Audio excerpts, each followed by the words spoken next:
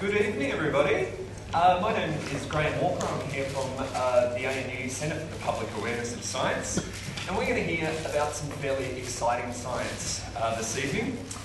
In just a second, we're going to have Tim Jarvis, an adventurer who uses his adventures to, I guess, raise awareness of environmental issues and do some pretty crazy things on the way. But before we get into that, this is a sneak peek at National Science Week, and brought to you tonight by National Science Week, which actually starts next week, but we've always been ahead of the game here in Canberra. If you jump on the Science Week website, you'll find out there's a lot of other things happening all through the week next week, including some lectures here. If you've got youngsters, next week on Friday at 7 and Saturday at 4 p.m. We'll have Peter Werthers from the UK doing some explosive chemistry demonstrations, which should be fairly exciting. But tonight we are going to hear from Tim Jarvis. Now, Tim has a number of accolades. He has the world record for the fastest unsupported journey to the South Pole under fairly grueling conditions, which we're going to hear about tonight, and also the longest unsupported journey to Antarctica. He's also an award-winning author, and a modest one at that. He said, I can't plug my own books, I'm just not that kind of guy. But I will plug his books shamelessly. If you'd like to buy the books, if you'd like them autographed, we've got them up the back there. You'll get a bit of a preview tonight, but lots of good reading, and they've won several awards. Now, Tim's got a number of other accolades. He does sustainability work in developing countries, and last year he was awarded or accepted to the Yale World Fellows Program, so seen as a kind of future leader and an inspiring person. He's currently planning yet another expedition to recreate the Shackleton epic expedition. And it sounds like the logistics are almost as difficult as the actual thing itself, but that should all happen. But tonight we're going to hear about when hell freezes over. Now, this is something I was interested to read, was motivated by his curiosity as to whether Mawson needed to cannibalise his fallen colleague to survive. So who knows what we're going to hear about tonight? But we're going to hear from a gentleman that each day ate a little piece of kangaroo, a block of lard, a couple of biscuits, 5 boiled sweets, a whole handful of raisins, and 1 cube of chocolate, and some tea made of powdered milk. And powered by that amazing smorgasbord of food, he was expected to go and pull a sled through Antarctica for 4 hours at minus 15 degrees with his own sweat frozen to him. Sounds pretty easy. But we're going to hear about this adventure tonight, and how Tim's using this to try and bring environmental issues home to people. Give him a very warm welcome, ladies and gentlemen.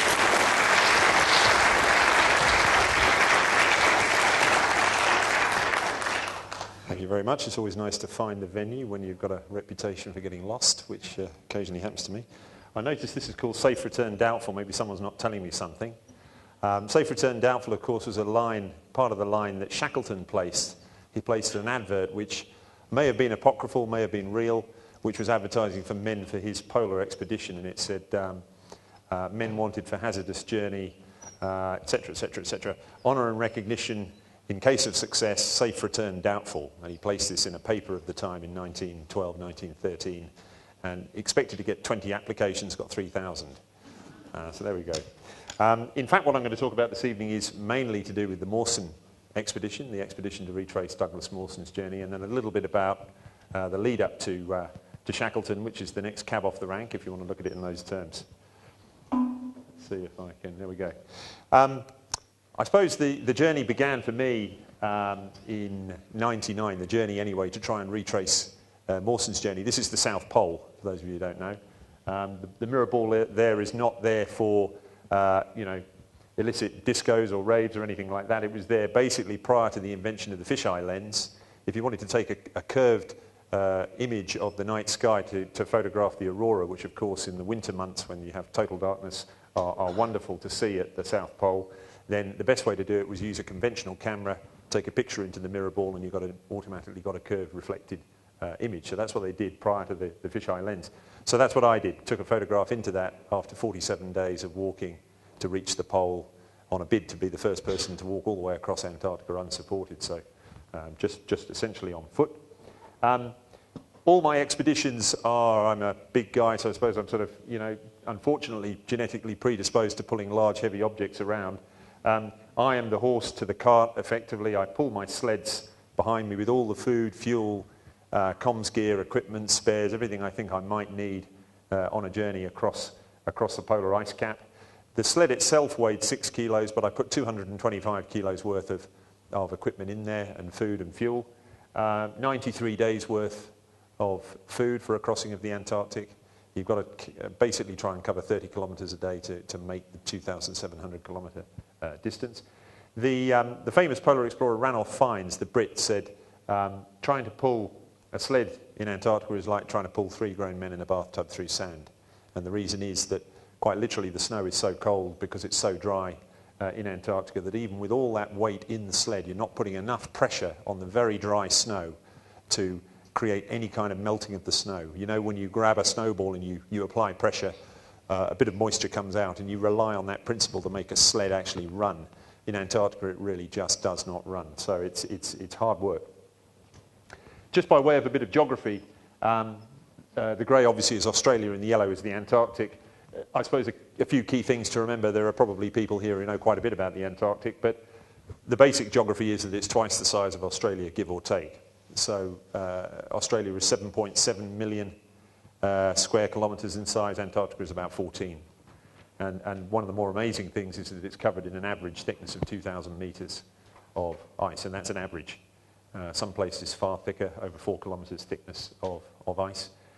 In that ice cap, we have the vast majority of the water available to us. If you think in terms of the fact that 97% of the world's water is in the ocean, of the remaining 3%, 2% are in the ice caps, and the vast majority of that 2% is in this particular cap. 28 million cubic kilometres of ice in the Antarctic cap, enough to make global sea levels rise 70 metres if it was all to melt. So probably one of the reasons we're a little bit concerned about it, because of course a metre of rise would be absolutely catastrophic. Forget 70 metres and waves lapping up against buildings, only a very small rise and we'd be in serious trouble. There are 4 poles, incidentally. The South Pole right in the middle there is 90 degrees south. It's the South Geographic Pole. In addition to that, you also have the geomagnetic pole. I'm not a magnetics expert, but it's the theoretical position that the magnetic pole would be if the Earth were uniformly magnetic. Someone here will probably correct me on that, because I'm after all talking to ANU, and we've got a great reputation in this area. There's the magnetic pole itself, which is the southernmost point of the Earth's polar magnet, and that's in the ocean. Back in Douglas Mawson's day, it was on the land, and the magnetic pole, just as is the case with the North Magnetic Pole, is moving. And it's moving because the Earth's magnetism is essentially caused by the very iron-rich molten rock in the core of the Earth, which by its very nature is swirling around in convection currents in the core. The South Magnetic Pole is moving north at an alarming rate. Nothing for us to be concerned about, but it's certainly moving 5 or 6 kilometres north a year, which is quite amazing. I've been there in a ship, and literally you can only get within 1.5 kilometres of it, because it even moves on a daily basis. And of course, the magnetism is caused by this swirling rock, so it's not easy to pin down. And then the wonderfully named Pole of Relative Inaccessibility, which is a Russian construct, and I put that on there really because it's the point on average furthest from any geological coast. So you'd think that if the yellow of Antarctica there really was all solid rock, you'd think that polar relative inaccessibility would be, halfway between where it is and the South Pole itself. But of course, Antarctica is not made of rock, it's made of essentially ice. Even the South Pole itself, 2,950 metres up as it is, 2,900 of that is ice. The actual height above sea level of the land that's underneath that ice is only 50 metres above sea level. So it just goes to show you that you really cannot look at Antarctica without looking at it in the context of both the rock and the ice. I'm jumping ahead. This presents some really interesting phenomenon. This mountain here is about 1,000 metres bigger than Kosciuszko, but only the top 200 metres sticks through. So you've got a 3,300 metre high peak, roughly 3,000, 3,100 metres of which are buried in the ice. Only the top 200 pokes through, which if you're into mountaineering, it means you've got a very easy ascent. Don't tell anyone, my logbook's full of peaks where I had an unfair advantage. And if you look at my tracks on the left there, I'm sort of coming out towards you, out of the screen, towards the South Pole, and we're about 600 kilometres from the pole at the point this shot was taken. And there were many more peaks between where this shot was taken and the pole itself. It's just that none of them were physically large enough to poke through the mantle of ice. So you're literally skiing over the summits of those mountains, which is quite an amazing sensation. What happens to you on these trips? I consume 7,200 calories a day, which is about 23 Mars bars worth of food a day, give or take. And I still lost weight. I lost 19 kilos, essentially due to the fact that you're pulling a heavy object. You've got long days when you're out exposed to the elements. And in the minus 30, minus 35 degrees you experience on the high polar plateau, even in the summer, it's very, very hard just to keep the weight on. So 7,000 calories or 22, 23 Mars bars doesn't go very far, and you will lose weight. The other thing you'll lose if you weren't aware of it when you went down there is that for those of you in the audience who have metal fillings, you'll find that it's fine going on a ski holiday to Canada and experiencing minus 30 for a day or so, or maybe a couple of days out on the slopes, after which you're going back to a nice warm chalet and eating big meals and having hot showers and sleeping in warm beds. But if you're in a tent where the temperature is minus 20 degrees, twice as cold as your freezer at home, and during the day you're out in minus 35 the whole time, you'll find that the metal in your fillings, because it's metal, will contract and they will drop out. And so I lost 4 fillings during the course of my South Pole expedition, and I paid no attention. It seemed like a nice media gimmick at the time to take a dental kit with me, thinking, we've got to be self-sufficient, and the media loved it. They said, oh, you might do your own dental work, and I said, yeah, I might do my own dental work when I'm out there, thinking I'll never have to do my own dental work when I'm out there. And of course, when the fillings started dropping out, I did have to do my own dental work, and that involves warming up the anaesthetic between your legs, and then injecting yourself in the gum and doing your own repairs on the run. Really an unpleasant experience, I can tell you. And I got back to this country and my dentist said, who did this work? It's this terrible, terrible array of... South is one thing, a little bit about north, because I've been north too, just in the lead up to really looking at Mawson's expedition. North is a different undertaking altogether. The size of the place is very similar to the Antarctic. The Antarctic, as I say, is about twice the size of Australia, and the Arctic Ocean, coincidentally, is also roughly twice the size of Australia. It's a little bit bigger than Antarctica, about 15 million square kilometres. And this is a shot of me taken at the end of the Northern Hemisphere winter, which is when you must commence these journeys up north, because essentially the North Pole is just 90 degrees north. It's a spot in the ocean. So whereas south, there is a functioning US base at the South Pole. They live in a sort of strange subterranean world and do some very interesting science. Up north, North Pole will be different for each and every one of us, because it will be whatever piece of ice is floating at 90 degrees north the day we arrive. There is nothing to find there as such. It's just a position at 90 degrees north. This is what I expected to find on the frozen surface of the ocean. You have ice on top of which you have snowfall, and all the undulations are caused by the fact that you have a bit like plate tectonics. You've got rafts of ice moving apart and colliding with one another on the surface of a 2,000 metre deep ocean.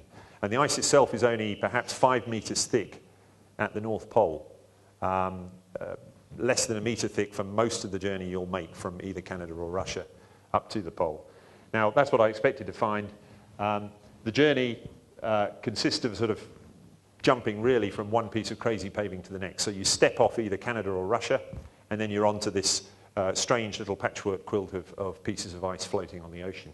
And the problem is that the ice, as I say, is perhaps a metre thick, and the ocean itself is not that deep, but it's still 2,000 metres deep. And so those pieces of ice are like leaves on the surface of a pond. And given that the predominant direction of drift of ice in the Arctic Ocean is towards the open North Atlantic, that's where icebergs like the one that sank the Titanic tend to head out into the open Atlantic, Northern Atlantic, then you'll find that as you're going north, that ice is often heading south. And so you find yourself, unlike the South Pole, where you get to the end of each day and you switch on the GPS and it tells you you've made 27 kilometres and you celebrate and then fall asleep. Up north, you can do that and in the morning find that you've drifted backwards 18, 19 kilometres as you slept, which is pretty demoralising stuff. And in all seriousness, does require a whole new series of mind games to play to kind of keep yourself going through those sort of conditions and with that level of uncertainty. But it's a very interesting prospect. The other thing to be aware of is that obviously you pitch a tent and the intention is that you pitch a tent at a point where those two pieces of ice don't move apart during the course of the night. And, you know, more often than not you get that right. The idea is that where two pieces of ice have collided, hopefully you will find you have a pressure ridge where the ice is rucked up and you try and find a flat piece in amongst that where you pitch your tent.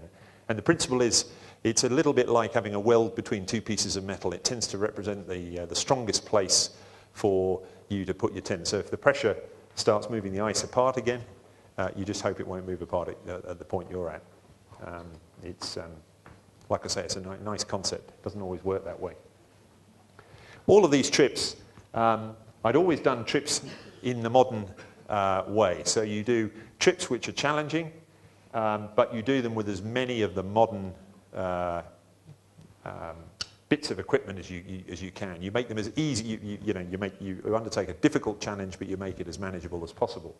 That doesn't extend to airdrops or using kites to pull you along or dogs or anything like that. Everything I do is just on my own or with one other person pulling the sled, as I say, like a horse pulls a cart. But other than that, you do use modern Gore-Tex and GPS and things like that. But all of these expeditions had brought me into the orbit of some very interesting people. This is Sir Ernest Shackleton's granddaughter, the Honourable Alexandra Shackleton, and she asked me after the successful journey to the South Pole whether I would be interested in recreating the journey of her grandfather, Sir Ernest Shackleton, who back on the eve of the First World War had undertaken an amazing journey of survival where his expedition went wrong and he saved all of his men, and more about that in a moment. And I was very flattered, but I said to her at the time, that journey essentially was a journey that was forced upon him when his ship, the Endurance, was sunk in the pack ice. The idea was that Scott and Amundsen, the Norwegian, had already made the South Pole. They'd already got there. Amundsen successfully, and Scott, a very unfortunate runner-up. He died along with all of his men on the journey back from the pole, having narrowly been beaten there by Amundsen. That's a very, very sad story if anyone's ever interested in reading about it. One of the things that went wrong, as an aside, with that journey was the fact that 5 men of very differing statures were pulling one big sled, and they were all eating the same amount of food. And the concept at the time was that a smaller man working harder to make his proportional contribution to pulling this thing would be eating about the same as a bigger guy like me working less hard. And of course things don't work like that. So the guy who was my size, Evans, of course, died first. His wounds wouldn't heal. He started experiencing frostbite in the toes on both feet. That rapidly turned gangrenous. And of course the poor guy was literally falling to pieces and fell over and died first. And then Oates followed him, uttering the famous words, "I'm going outside, I may be some time." He walked off to his death to try and save the others because he too was in a very, very poor physical condition, terribly badly frostbitten, and knowing that he was slowing the others down and really effectively condemning them all to death. But he left his run a little bit too late, and he already, along with Evans' slow progress, had slowed the other 3 down to the extent that they too all died. But only 20 kilometres from their final food depot that had been laid out the year before that would have saved them. And if you read the diary, it's really very moving stuff because Scott writes, I just don't think we're going to make it. And he writes that about 3 weeks out. So he knew they were covering perhaps 400 metres too little every day to make that final food depot. So it's a very, very, very sad story. But at any rate, the pole had been achieved. And so Shackleton thought, what can I do to go one better? I know, I'll go all the way across. So he sent one boat to one side, one boat to the other side of Antarctica, and big teams of men during the summer laid out food depots on the way in towards the pole, and then retreated back to the boats, sat out the winter. When the summer came again, this boat went back to Tasmania, and Endurance, which is the boat that Shackleton had come down on, stayed in the Weddell Sea, where it was then unfortunately crushed by the pack ice, leaving Shackleton and all of his men, all 27 of his men, just basically cast adrift on ice floes. And the only thing they had with them, apart from food, were the 3 lifeboats. which they then manfully dragged across through the pack ice and, occasionally hitching rides on ice floes as they drifted west until they got to a place called Elephant Island, where Shackleton left most of his men, and then he, together with the 5 strongest, got in the most robust of these boats and made a 1,300-kilometre journey across the Southern Ocean to a remote place called South Georgia, an island that they knew had a whaling station on the northern side, and they climbed through the mountains, reached the whaling station, raised the alarm and saved everyone. And unfortunately, this was on the midway through the First World War, and so the men who had just undergone this incredible journey of survival against literally all the odds, many of them subsequently died in the trenches. So it was literally out of the frying pan into the fire. Again, a very sad chapter of history. But anyway, I was asked if I wanted to do that journey. That's a very long preamble. And look, I'm not a sailor. I'm a guy who pulls sleds and does a bit of climbing. So I said, look, I couldn't sail I couldn't sail anywhere really. What do you want me for? And she said, no, I insist that you pull this team together. You're well enough known that I think you can do it. And of course, it's not all just about doing the expedition. It's about the fundraising and the logistics and everything else that goes with it. So I began the process in the background of planning that journey. In the meantime, however, I was, in all honesty, more fascinated with the journey of this guy, Douglas Mawson. And I was based in South Australia, working there with the Murray-Darling Basin Commission at the time. And I'd really decided I was going to actually spend a few years focusing on my work, my scientific work, and really hang up the expedition boots for a while. I was still planning Shackleton in the background, but I was really thinking that will probably happen on the 100th anniversary of the trip, so that'll be 2014. But I soon started to find that I was drawn into the Mawson story, and Mawson's story is as amazing as Shackleton's, except that it didn't take place on the ocean, it took place on land. And it was a journey where Mawson and his 2 colleagues had been exploring an unexplored section of Antarctica.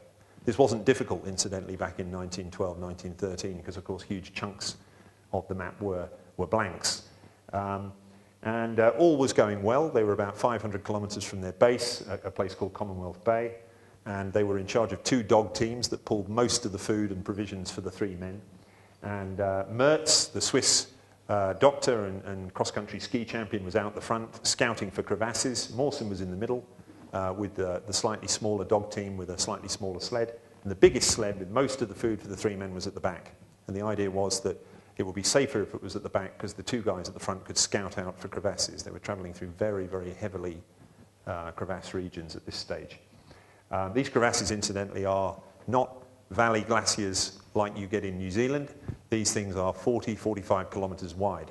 The glacier that claimed the first guy in a terrible crevasse fall was 45 kilometres wide. And that's precisely what happened. Mawson and Mertz regrouped at one point to look round to see where Ninnis was, expecting to see him following up from behind. The horizon was empty, and they retraced their steps to see the sled runners lead to the edge of a gaping chasm.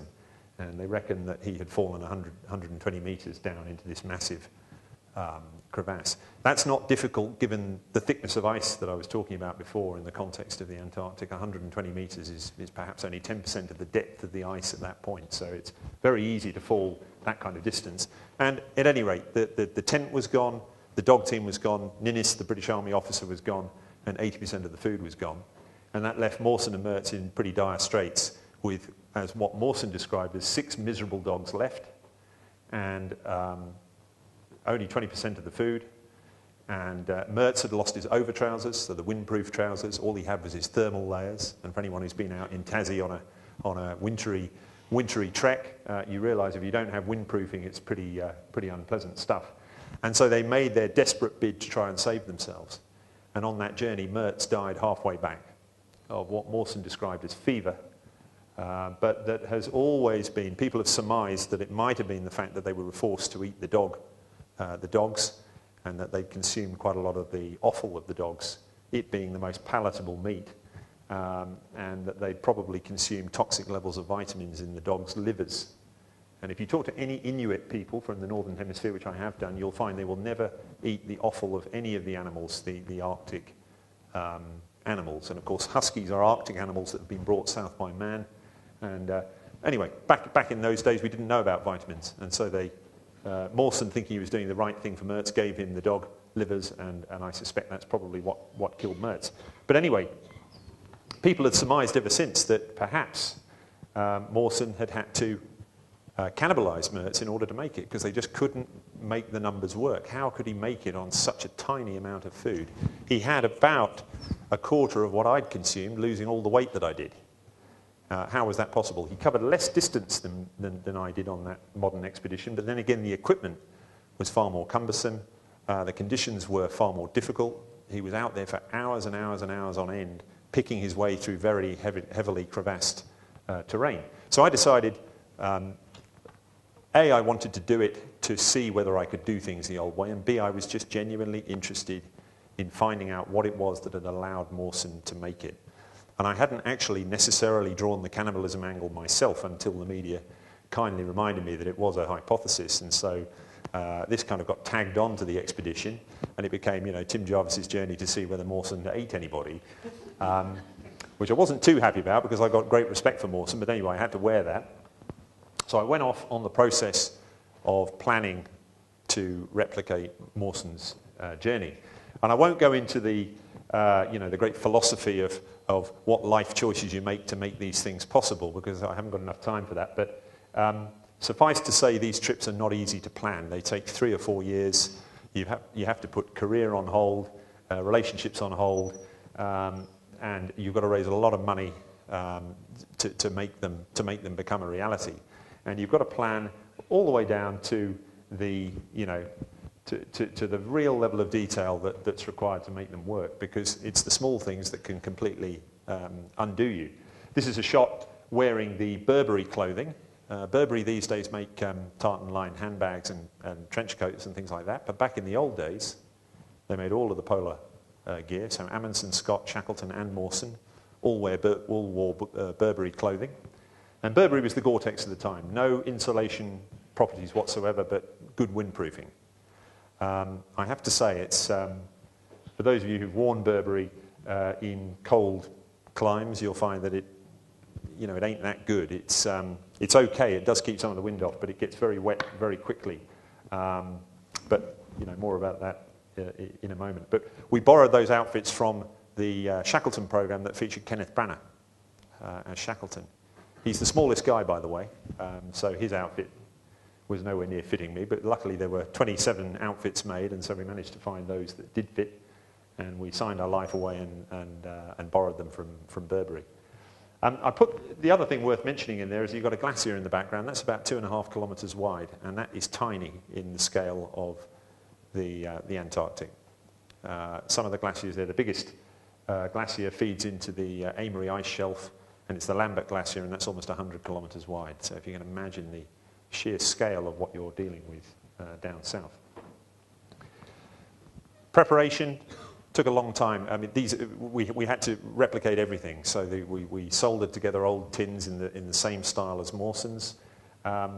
We replicated the sleeping bags. These are reindeer skin bags. And just to give you an idea of some of the detail, you have to ensure that the reindeer are cold at the right time of year so that they have a thick enough pelt that you can make a decent enough sleeping bag out of that pelt to ensure that you don't die in the middle of the night in minus 30 degrees. So you really have to get these things absolutely right. It's not easy getting a wooden bowl that you bought in Bali back into Australia, let alone 2 reindeer skin sleeping bags made of dried reindeer carcasses and things like that. So all these challenges come to visit you. It took me a long, long time to get these reindeer bags into Australia, for example. Some of the challenges we faced on a daily basis were that, just like Mawson, he lost his tent when it went down the hole with the first guy. So we too copied him exactly. We borrowed an old tent cover, which is what this is, but we used just what Mawson had available to him, which was a pair of old skis and a pair of old sled runners. And we attached them together in a kind of pyramid configuration and just draped the old tent cover over it and weighed down the edges with snow. We made guy lines out of unraveling old rope, and we literally bunched up bits of fabric and tied the guy lines off against that. And what did that mean? That meant that we were sleeping on the snow, just like Mawson, in our reindeer skin sleeping bags. And that sounds fine, except for the fact that just as you become cold lying there in your sleeping bag because the cold gets in. Similarly, your body heat will escape. And as it does so, if you're sleeping on the snow, it'll melt the snow, make your sleeping bag wet, which is one part of that fairly miserable equation. But the other part is that when you take your body heat out of that equation and you get out of the sleeping bag in the morning and roll it up and put it on the sled in this sort of sopping mass of fur, then it will, of course, freeze.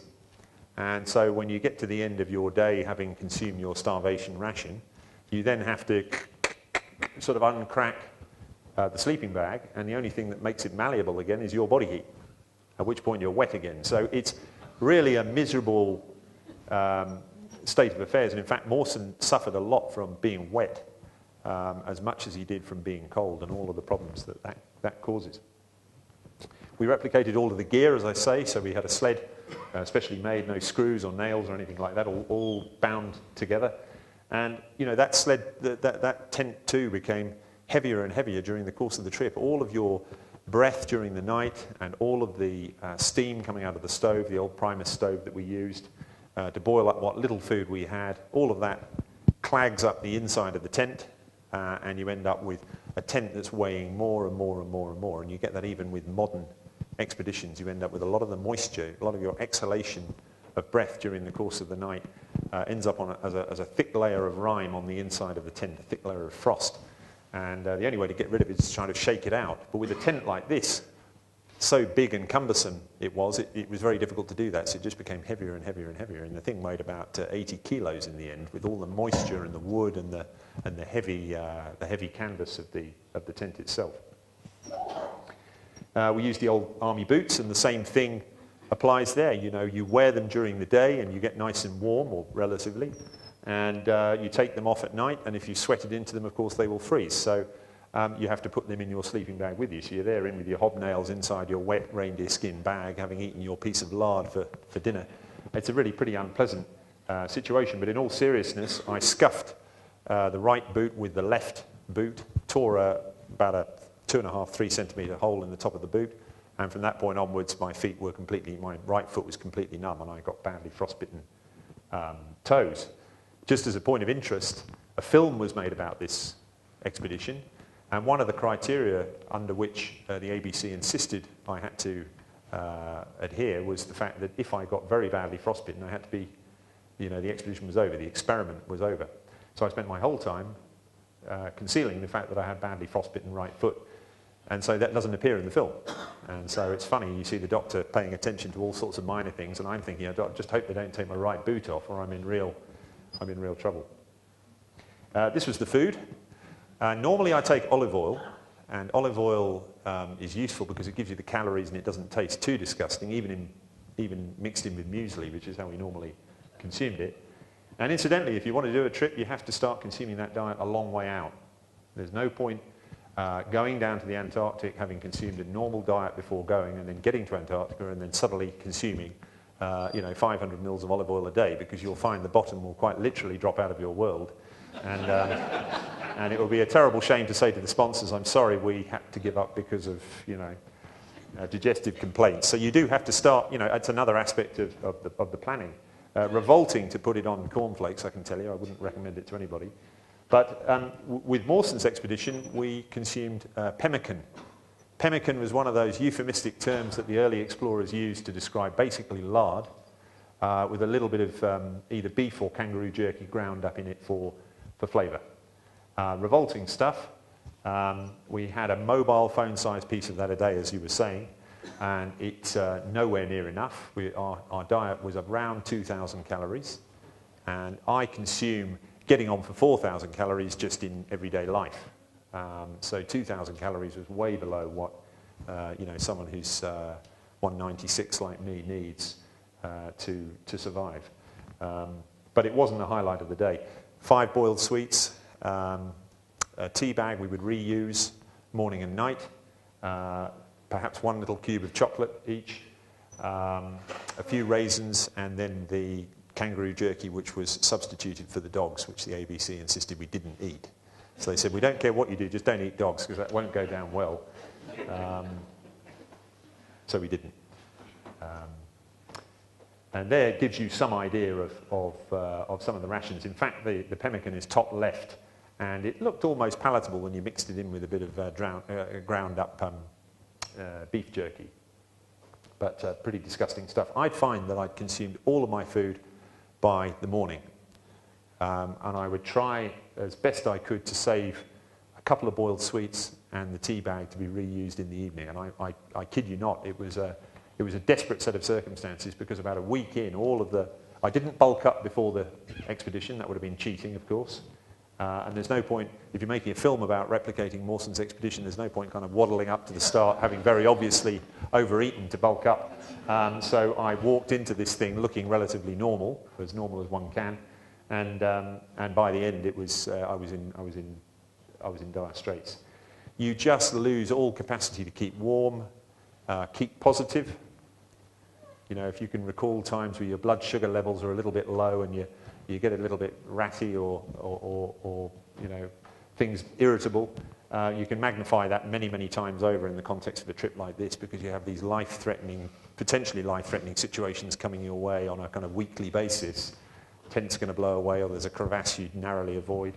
And if your judgment and your ability to keep positive about all of this adversity is greatly diminished, then you're in a bad place. And so all the mind games I was accustomed to playing with myself to keep myself going on the polar trips, we were eating massive amounts of food, were much, much more difficult to apply in this case. I think problem solving, you need to just adopt a very philosophical attitude to. I think the Dalai Lama said there's two types of problems. There's the ones you can overcome, in which case you don't need to worry about those, and there's the ones you can't, in which case you don't need to worry about those. And I think you really need to have that kind of philosophy when you go into these trips. Without sounding trite, I think you need to really look at problems as learning opportunities. And it does sound a bit contrived, but when you're there, when the tent rips and you force yourself to try and come up with a solution to fix it, when it's under such pressure, it's stretched like a drum, that you can't just intervene and start stitching madly. You have to think of other ways around it. Or, you know, your colleague falls in a crevasse and you have to think of a way to get him out without you being pulled in. All of those things are good opportunities to learn more about what you're capable of, and you use that to keep yourself positive about things. This was my colleague, John the Russian. His real name is Evgeny. He is now based in Sydney, where he works for Qantas. Whether that will affect any of your flying patterns, I don't know, but he's a great guy. What you've got around the face there is the sort of the typical snot and clag that you get just through basically the moisture that comes out of your nose. And in minus 15, minus 20, minus 30 degrees, of course, it freezes. And, you know, routinely you find yourself growing an icicle off either your beard or your nose. And, you know, being blokes, you try and see who can grow the largest and that sort of thing. Keeps you going. It all keeps you going. But John was vacillating about whether or not to become involved in the expedition at all. And when I said to him, look, you need to be Mertz, you need to die midway through, he said, I am in.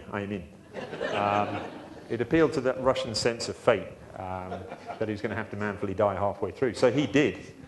On day 25, just like Mertz, we decided that if we covered the same distance as Mawson and Mertz had together, then he would drop out at that point, regardless of what day it was. And if we got to day 25, which is the day that Mertz died, then John would leave, regardless of what distance we'd covered. So that's what happened. And so he did leave. Our typical day was pretty much like this. John, with just wearing his woolen pants, which had they had insulation capacity, but they didn't have any windproofing, and me wearing my forced to wear my reindeer skin tent boots called Finesco boots because of the tear to my right boot that I'd done by tripping over my own feet with my left hobnail boot, because I'd lost all sensation in my right foot and all the toes of my right foot. The only thing I could do was put on all my socks inside that reindeer skin boot. So I had 5 pairs of socks inside the reindeer skin boot. The problem was I had no grip on the snow, and so I was falling over all the time, and John was complaining about how hard I was pulling and that sort of stuff during the course of the trip. The only other thing you can do is to keep the toes alive is to heat them up to the highest temperature you can possibly sustain. Frostbite is one of those things, unlike hypothermia. If you're hypothermic, The idea is to try and warm somebody up very, very gently and very gradually. The worst thing you can do is overheat them quickly. But with frostbite, if your toes start going a little bit grey, the best thing to do is just superheat them with the hottest water you can sustain to try and shock them back into life. And so to add kind of insult to injury, I would have to, in my food bowl every night in which I'd reheated my tea bag I'd used from the morning, have to stick my sort of slightly scuzzy sort of right foot into, normally after drinking the tea. So none of it's very pleasant.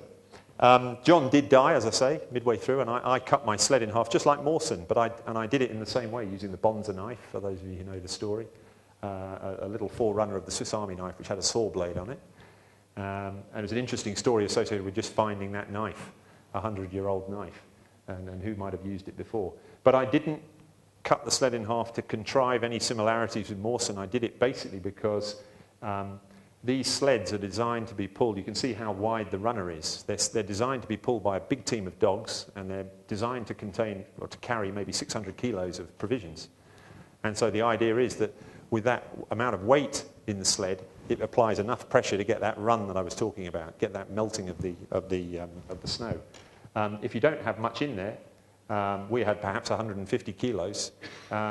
You're not causing the snow to melt. You haven't got enough weight in there, ironically. And so I cut it in half just to reduce the friction. And then off I went on my own. And then it becomes a totally different game where you're responsible for all of the decision making. And the crew who made the film, incidentally, for anybody who saw the film, only came to see us very periodically. The rest of the time they were back at a base. So falling in a crevasse, even if someone's 100 k's from you, doesn't give you much solace, really, because if the weather is bad and they can't come for whatever reason, which is quite often that the weather is bad enough to prevent their travelling to come to you, and you had to wait 3 days and you're in the bottom of a crevasse with a broken leg, you'd be dead within 3 or 4 hours probably. So it's not as safe as you might think in the modern era to do things in these places. I recall Rob Hall, who I knew, who died on the summit of Everest. He was on the sat phone to his wife until the batteries ran out. So, you can really overstate the safety associated with being in contact with people. I perhaps won't dwell on foot problems, but suffice to say, there's the Finesco boot to try and keep the right foot going. How did it all finish? Well, obviously, I want you all to go and buy the book, so I'm not going to tell you. No, what I will say is, as far as I'm concerned, the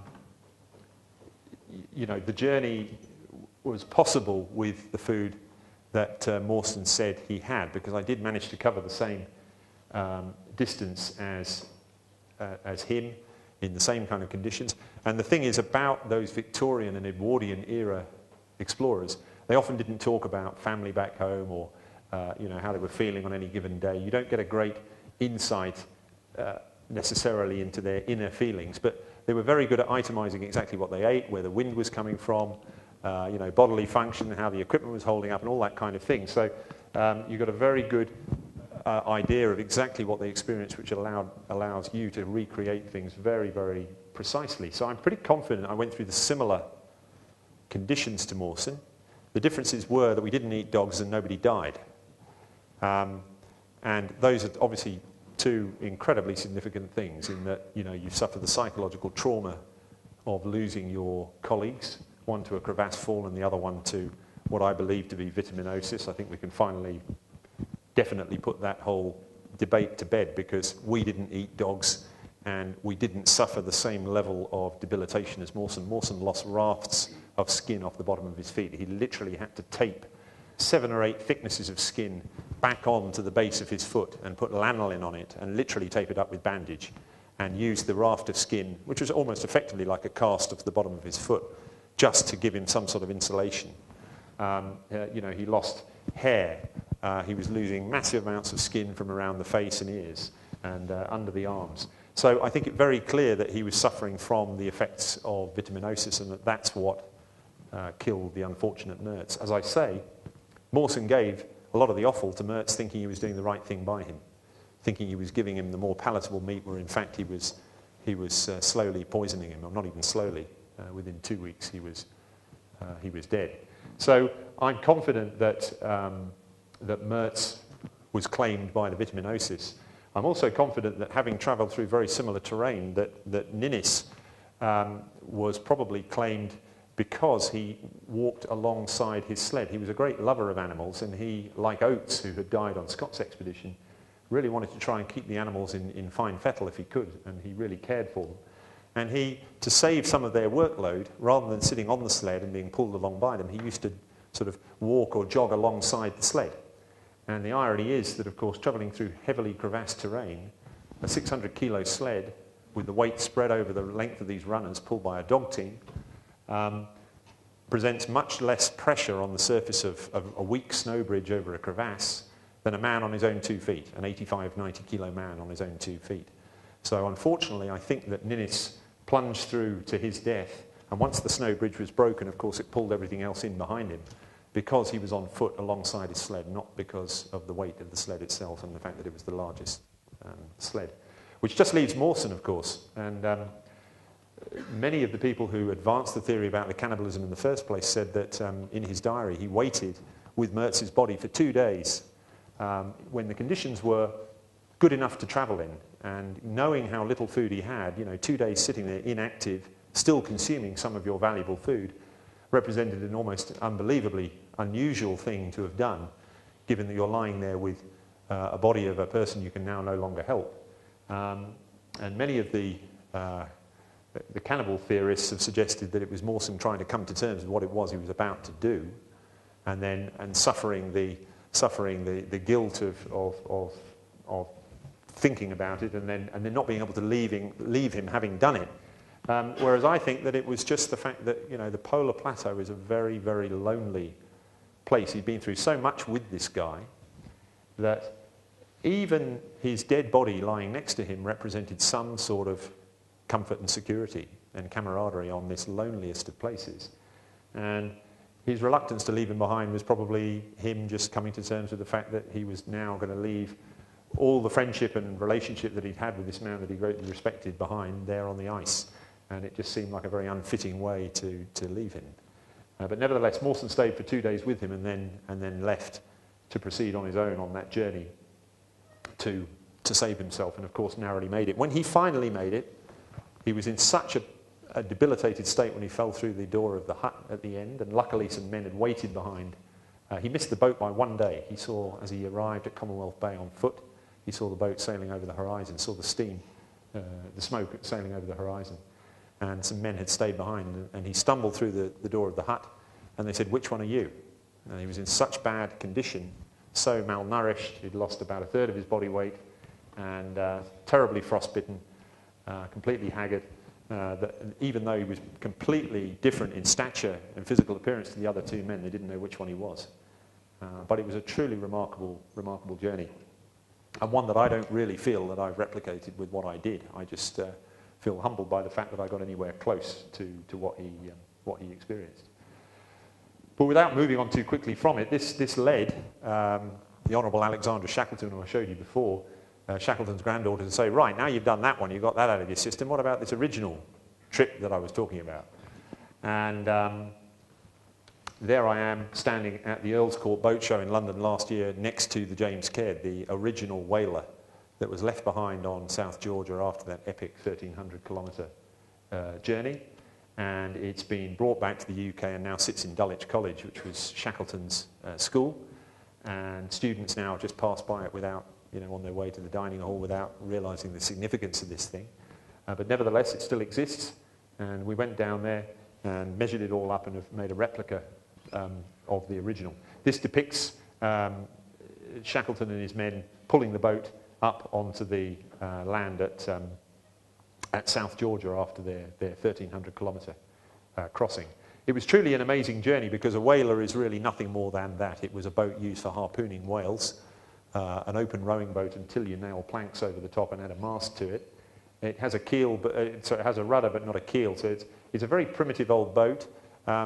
Quite literally, had they missed South Georgia, which is a tiny island in the southern Atlantic, Southern Ocean, the next stop would have been Africa, and they obviously would have run out of food long before that, even if the boat had stood up to the conditions. So it was really quite a remarkable journey that they managed to undertake. Worsley, the ship's captain, made only 2 this is obviously not a photograph but a picture depicting what they might have experienced. Worsley only made 3 sun sightings in the whole of the 800-mile journey in the open ocean in a boat that's moving around like this. For them to find South Georgia in those conditions was remarkable. When they made a landfall, Shackleton left the 3 of the men on the shore underneath the upturned boat for shelter, and he and the 2 strongest crossed South Georgia up through the glaciers and over the spine of the mountains to reach the whaling station on the other side. And Shackleton used all sorts of clever techniques. He knew the men were dead tired and he allowed them to rest. He let them sleep for 5 minutes and told them they'd been asleep for hours and woke them up and said, come on, we've got to get moving. And, you know, again, in all seriousness, you know, very, very talented climbers in the modern era with all the modern equipment have tried to replicate in the same time that Shackleton took his journey, and no one can come close. They were so driven by a desire to make it that they took every risk in the book, including bum sliding down over crevasses and down very steep slopes just in a bid to reach the whaling station and raise the alarm and save everyone, which they did. So this is the basic map of the journey. The red was the journey of the Endurance, the main ship, as it came down south, and it ended up being crushed in the ice, at which point they abandoned ship, living on ice floes, with at that stage still good amounts of food, which they managed to take out of the ship's stores, and they floated and dragged their existence across through the brash ice, the line in green, all the way to Elephant Island, at which point most of the men were left on Elephant Island, and Shackleton and the 5 others did the journey in blue, the journey across the Southern Ocean. The scale of this really belies the difficulty level because, of course, Antarctica, as I say, is twice the size of Australia, so that blue line is still a very significant 1,300-kilometre journey across some of the roughest ocean in the world. Cape Horn, south of South America there, of course, is notoriously dangerous ocean. And so we set about building the boat. As I say, we got all the lofting done. It was built at the traditional boat builders in the UK. They were really excited by the whole project. We raised all the money from individual sponsors. Then we have the great hunters holding up the prow and the stern, made of oak, and the boat itself is larch. And it's a wonderful, wonderful little boat. Whether or not 6 men, with all the provisions, will be able to do a journey like Shackleton did in that boat, you know, remains to be seen. Why do I do these trips? This is a very, perhaps, uncharitable British journalist's, you know, take on things. I mean, I do things, I think, really, I originally did these expeditions really in a bid to plumb the depths of my own person and try and find out a bit more what I was capable of. And I find that if you go back to these places and you put yourself in very difficult circumstances, you re-experience that more resourceful part of you, you know, that doesn't come out in everyday life, perhaps. And it becomes a very heady experience to go back and re-experience that again and again. And so I find myself doing that. But probably even more importantly, you know, I've spent all these years studying for environmental qualifications, and the irony is that you try and go and see a board of a company that perhaps has a less than sparkling track record, and you try to get them to change their thinking about the way the world is from an environmental perspective, and you go in there as a greenie and they just don't want to know. But if you go in there as an adventure guy with an environmental message that you can pitch by stealth, with a few images of the kinds of things you've seen that are happening, then it's amazing how much traction you get. So I use the expeditions really to put across an environmental message. This is one of the last slides, and it depicts the Aurora Australis in the foreground, the ship I travelled south on to do the Mawson journey, but in the background is the remnants of the largest iceberg that broke off Antarctica, which is part of the Ross Ice Shelf. And this iceberg was 220 kilometres long by 29 kilometres wide by about 1,300 metres thick. So that gives you an idea of the scale of what is breaking off Antarctica, mainly from the western side of Antarctica, where the Antarctic Peninsula goes further north, and so you're at a more northerly latitude. But nevertheless, you know, you don't need the whole of the Antarctic ice cap to melt before we end up in serious trouble. You only need a very small amount before we end up in very serious trouble. So I use the journeys to try and promote a message of sustainability. And probably more so, this is Shackleton, just to finish, peering down at us from outside the Royal Geographical Society. And, you know, Shackleton's lauded, particularly in the States, as a great management guru, a great leader. and I'm very inclined to agree with that myself. But, you know, perhaps one of his most prominent bits of his management style was the fact that he was capable of drawing together a very diverse group of people with different expectations from different countries, different levels of education, and making them all work together or wanting to work together to achieve a seemingly insurmountable goal. And isn't there resonance between that kind of way of thinking and the world in which we find ourselves today, whether it's with climate change or, you know, global terror or the financial crisis? It's about people working together to try and overcome these massive problems, not getting caught up in divisive behaviour and trying to manoeuvre to get the best deal for themselves. It's about working together to try and achieve. So I think the world is ready perhaps for a little dose of Shackleton's management style, and I hope the expedition that's scheduled for end of 2011, beginning of 12, really brings that back into the forefront of people's minds. But thank you. Thank you very much.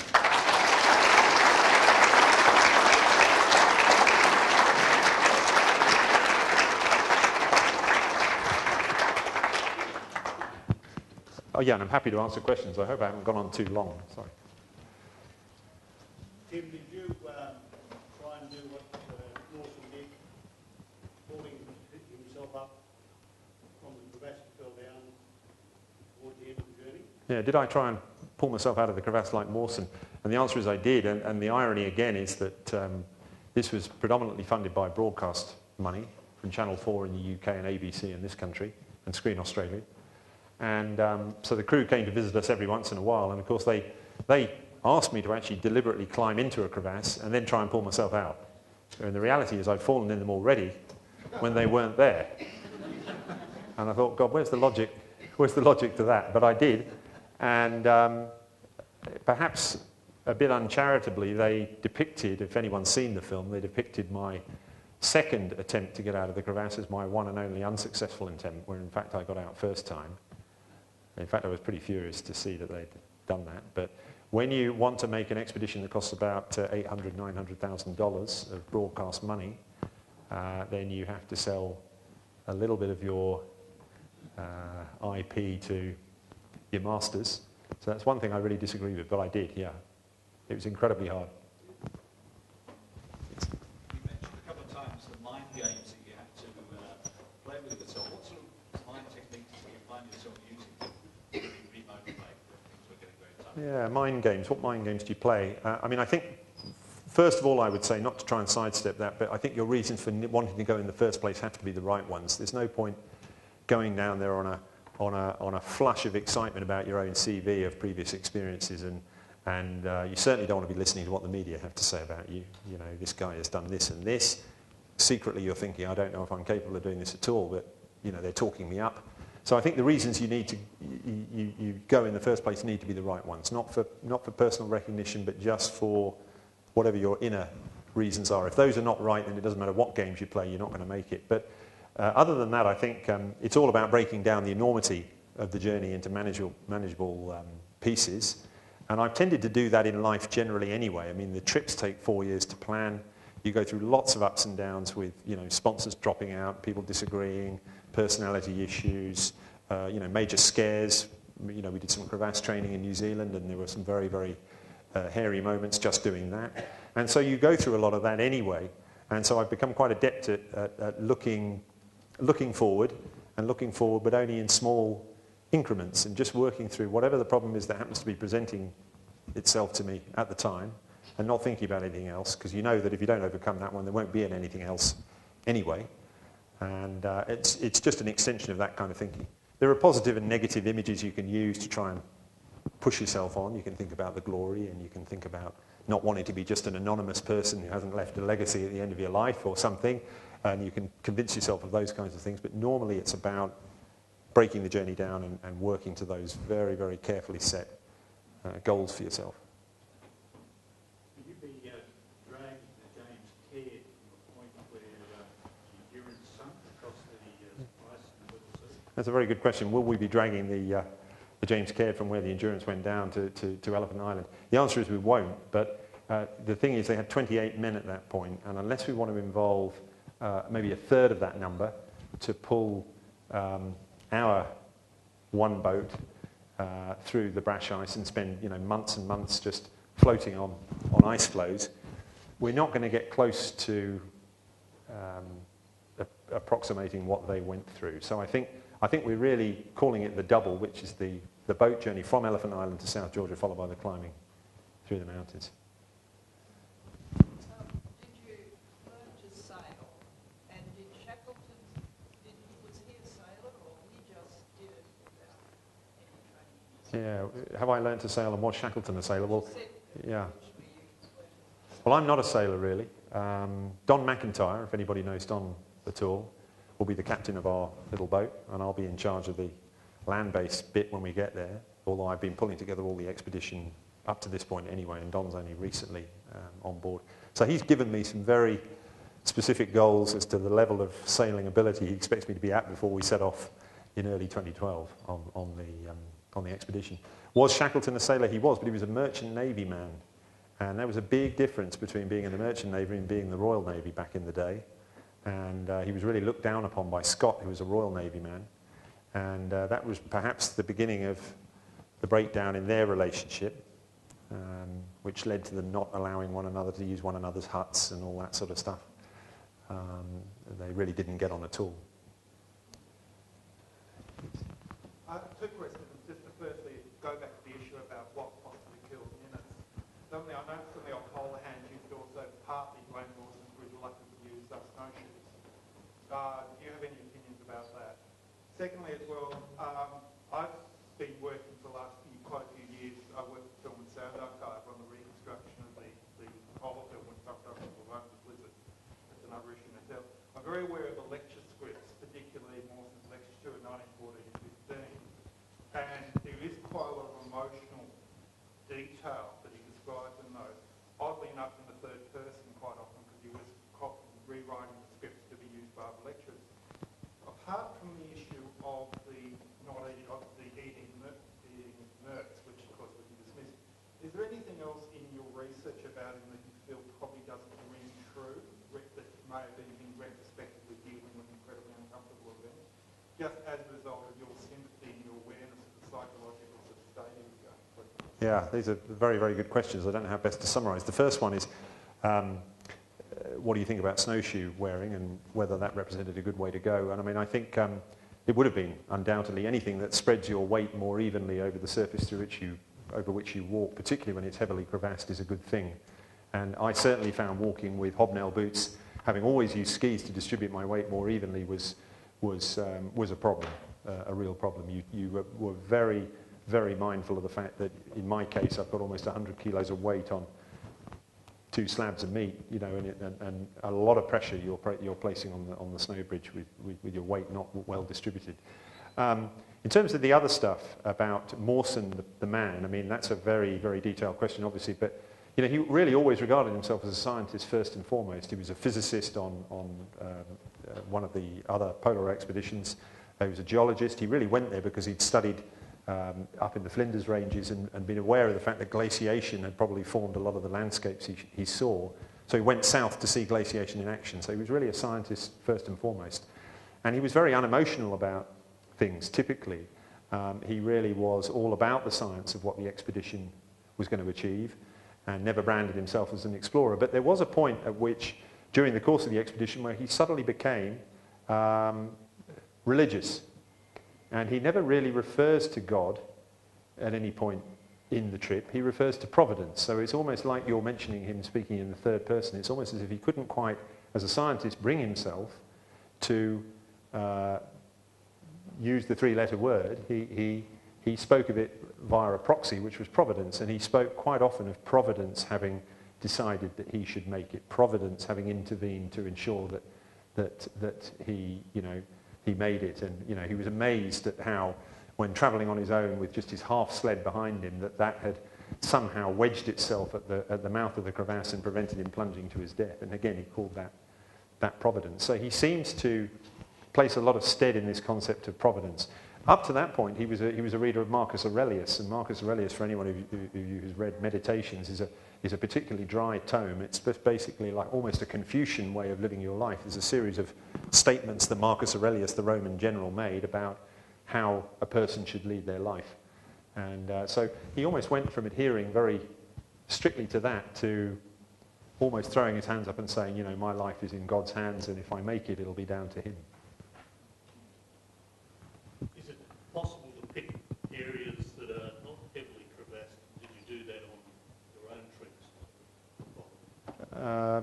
Is it possible to pick areas which are not heavily crevassed? The answer is it is. And in fact, a lot of Antarctica is not that heavily crevassed. It tends to be the most dangerous journeys are when you're near the coasts, because the angle, Antarctica is a bit like an upturned soup bowl, and the plateau, the high plateau, is actually relatively gentle, and then goes very steeply down to the coast. And it's anywhere where the gradient changes rapidly that the ice contorts and cracks and causes the crevasses. So a journey like this one, for Mawson particularly, more so than me, was incredibly dangerous because you're travelling parallel to the coast, and the glaciers are normally perpendicular to the coast, and so the crevasses are exactly the same, trending in exactly the same way as you're walking. And the first rule of travelling through crevassed terrain is you try and cross them at right angles if you can. And what do? You're walking right along their length. So, but you can spot them after a while. You get a feel for them. Yes? Did you always use GPS to determine your position, or did you use some older methods as well? Did I always use GPS for my navigation? The answer is on all the other trips and all the modern trips I use GPS. On this one I didn't use any GPS at all. I started off at a known position with a compass that was weighted for use nearer to the south magnetic pole, and used that. And quite honestly, a journey which is quite close to the coast, you can see by the cloud formations out on the distant horizon that, you know, roughly where the coast is. And you can also navigate quite effectively by the sastrugi, which are the wind-blown ridges of ice that trend in the direction that the wind always blows from. And they blow in such a continuous direction from the interior of Antarctica towards the coast in that particular part of the coast that you can, once you've got you've done your kind of calibration against those lines on the ground, you can really keep a very accurate bearing almost without looking at the compass at all, pretty much. What I would say about my 99 trip to Antarctica is that we got within 350 kilometres of the pole before we asked the GPS to actually take us to the pole. So you're navigating your way around a whole series of straight line obstructions. And when we asked it to take us to the pole, in fact, it wouldn't initialize. So for any GPS users here, you switch it on, ask it to look for satellites, and when it gets a fix, it tells you where you are. And that process is known as initialization, and it just didn't give us a fix at all. We had a backup, so we put the tent up, which we never did in the middle of the day, completely broke our routine, warmed the batteries up, started up the second unit, same thing. Couldn't get the GPS to work. So in fact, the South Pole journey, done the modern way, the last 350 Ks were using the sun and a compass to get us to the pole. And had the pole been clagged up and had we experienced whiteout conditions the day that we got to the pole, we would have walked straight past because the GPS didn't work. And I've had many lengthy conversations with the manufacturers about that, and experienced with other people who've had the same problem back, in '99. And they're kind of mystified, but I can tell you, we were pretty familiar with how to use the units by that stage. Yes? Did you do reading like we did? Reading and simulated reading? I'm just asking because of the psychological. Were you reading at night time, or were you... Were we reading at night time? We were doing some reading. I have to admit, I took meditations and didn't get much from it myself. It really was a bit too dry. My wife wrote me some poetry and I read that. And it is a great solace to read something beyond your immediate predicament that reminds you there's a world out there, because you forget, of course, particularly when it's you on your own. I was stuck in a blizzard for 6 days on my own once John had died. And that was some of the hardest times I've ever spent on the planet. You're on your own, doubting your ability, food's running low, you're worried about your ability to survive, to make it, to repay all the trust that people have put in you to make this thing happen. And, all of your demons come to haunt you, and you're just lying there in a tent that you think might blow away at any time. So I did have some very difficult moments. Yes? How long was it before the body of Mertz was found? And how long did the whiteouts last? Did you get one? has the body of Mertz been found is probably a better question. The answer is it hasn't. And that's a very interesting point, because I also, my original degree was geomorphology, so I studied glaciation and things like that. And it's interesting to look at the speed at which ice moves. So Ninnis died in his crevasse, and Mertz died and was left buried by Mawson in the ice. And of course, his body will have been covered up by snow over the years. And I suspect, I couldn't swear on it, but I suspect both bodies will have been carved off into the ocean by now because of the speed at which the glaciers move in that part of the Antarctic.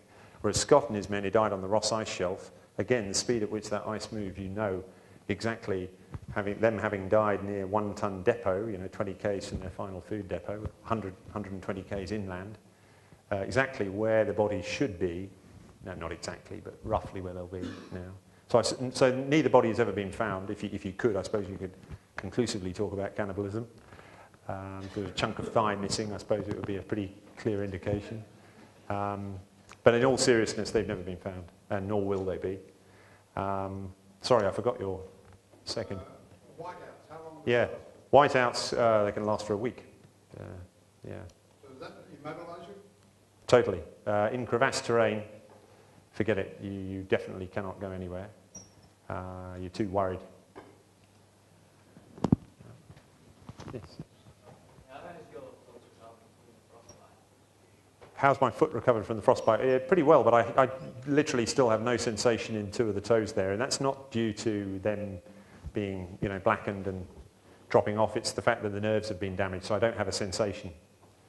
Same with the right thumb, which is a problem for, writing and things. Mawson, he found himself sliding towards the sea on his way back because of the slope of the land. Yeah. He put those nails, strapped the timber to his feet. How did you find that? Well, those crampons, Mawson, to save weight, threw everything away. He had a rifle, but he was so far away, of course, from anywhere where he might use it to kill anything to eat that he just regarded it as dead weight. He used it to dispatch the dogs, but after that, he just discarded the rifle and his crampons, which of course give you grip on the ice. You attach them to the base of your shoe to give you grip. And so he had to make his own out of packing cases with nails pushed through. So they're still in the museum in South Australia, so we copied them exactly. I didn't do it when I was down there, but I took them with me and tried them and used them because I didn't have crampons. And because my right foot was in such poor condition because of the frostbite that I wore the Finesco reindeer boots with those crampon shoes, and they worked fine. You wouldn't want to go far, but for the 2 k's down the very, very steep section, they work fine.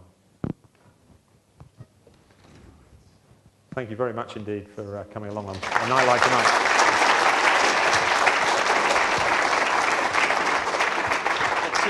A small token of our appreciation, some rations for your journey around Australia for Science Week. Thank you. It's not quite large, but it'll get you there. Thank you. Thanks. Thank you very much.